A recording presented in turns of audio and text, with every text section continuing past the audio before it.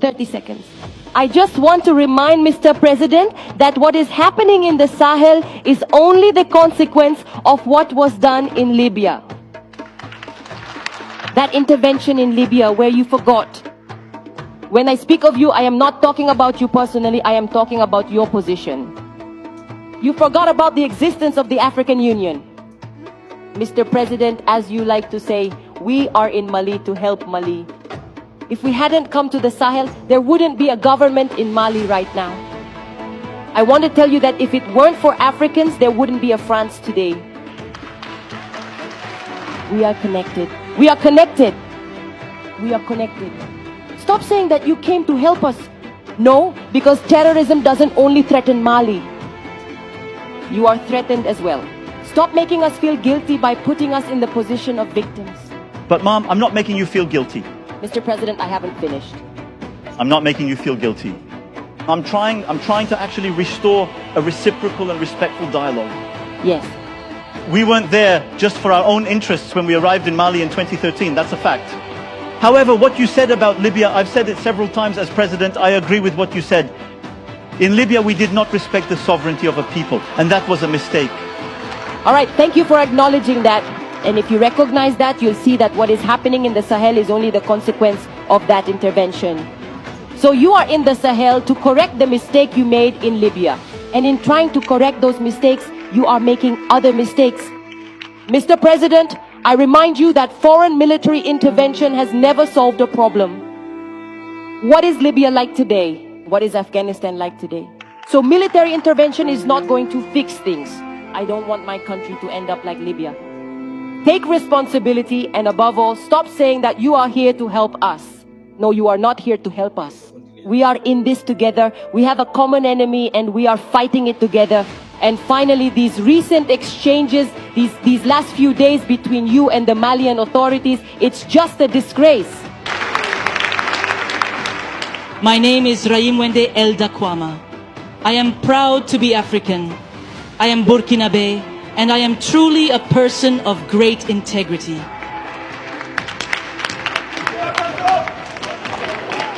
Thank you.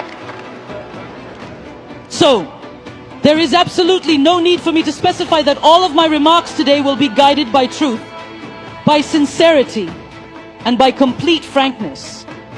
Without any filter, Mr. President. My point will revolve around all these perceptions. And if we are to talk about perceptions and these false concepts that are incompatible with the reality of our people, we must especially address the outdated, unsuitable, and demeaning vocabulary that still appears in your speeches and in those of your institutions when you speak to Africa or when you raise funds to help Africa. Among these expressions, there is one that always catches my attention and in the end bothers me. Development aid. Mr. President, aid, as long as it does not help, as long as it does not lead to freeing oneself from aid, as Thomas Sankara said, must be done away with. Because aid, that kind of aid, makes one a slave. This kind of aid prevents people, populations from making it on their own, through their own abilities, because they are capable of it, Mr. President, and you should know that. The best is within each of us, no matter our origin.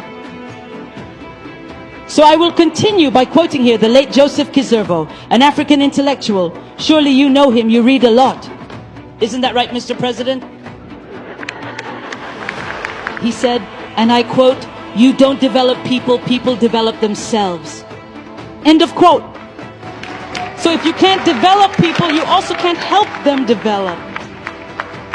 Development aid has been circulating in Africa for nearly a century. It doesn't work.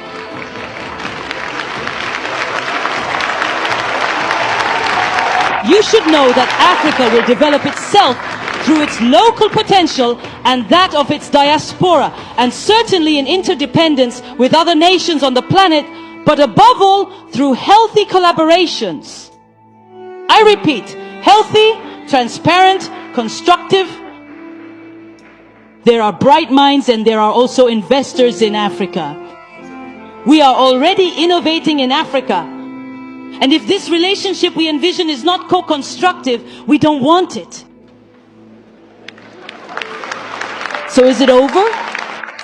So it's over with expressions like Save Africa. Let's help develop Africa. There are so many miserable people over there. It's over, Mr. President.